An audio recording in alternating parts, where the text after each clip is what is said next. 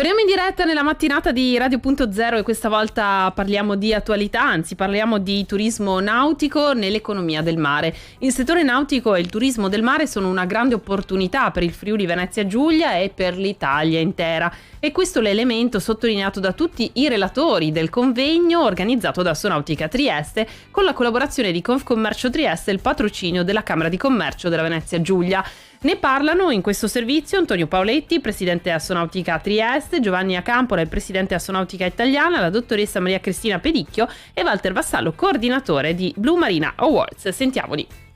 Il diporto nautico, il turismo nautico visto dal mare, cioè le città viste dal mare in tutte le sue sfaccettature. Abbiamo parlato del nuovo fenomeno dei marina che anziché posti stanziali per le barche stanno diventando posti vivi,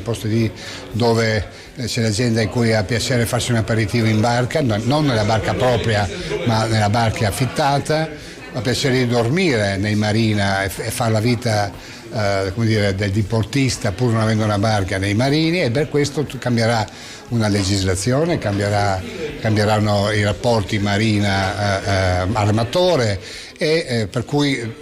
un mondo che bisogna cambiare e sviluppare. Abbiamo parlato di legislazioni nazionali che vanno cambiate, insomma tutto un mondo in cui penso che con questo convegno oggi abbiamo dato delle risposte, ma abbiamo anche messo in moto dei meccanismi dove andremo a sviluppare nuove sinergie nei prossimi mesi. I Blue Marina Awards rappresentano una grandissima opportunità per i nostri porti turistici e approdi turistici, perché danno la possibilità di fare in modo che possano essere sensibilizzati su temi importanti quali l'innovazione, l'accoglienza turistica, la sicurezza e la sostenibilità, e li accompagnino in un processo di miglioramento e crescita con l'obiettivo di farli diventare una porta d'ingresso al turismo esperienziale, un punto di eccellenza perfettamente integrato al tessuto socio-economico di un territorio. L'Università di Trieste sta facendo da capofila un progetto di ampio respiro che coinvolge tutto il territorio pubblico e privato regionale e che ha come obiettivo le tecnologie marine e marittime e vuole andare a costruire un gemello digitale dell'Alto Adriatico. Questa è la grande sfida, i digital twin, gemelli digitali, gemelli virtuali. Quindi stiamo lavorando con grande entusiasmo su questo progetto che durerà 3 anni e vorrei sottolineare anche l'aspetto di divulgazione, di coinvolgimento dei cittadini, che è un altro punto fondamentale. Cioè i cittadini devono sapere, conoscere e capire anche tutta questa grande potenzialità che viene dall'economia blu, dall'economia del mare.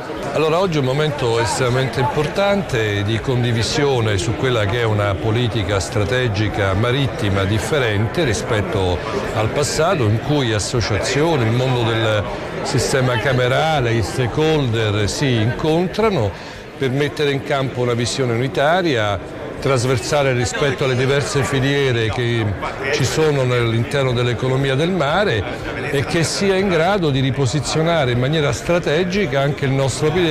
paese come pontile del Mediterraneo, ma soprattutto con una valenza non soltanto geografica ma anche politica e sociale.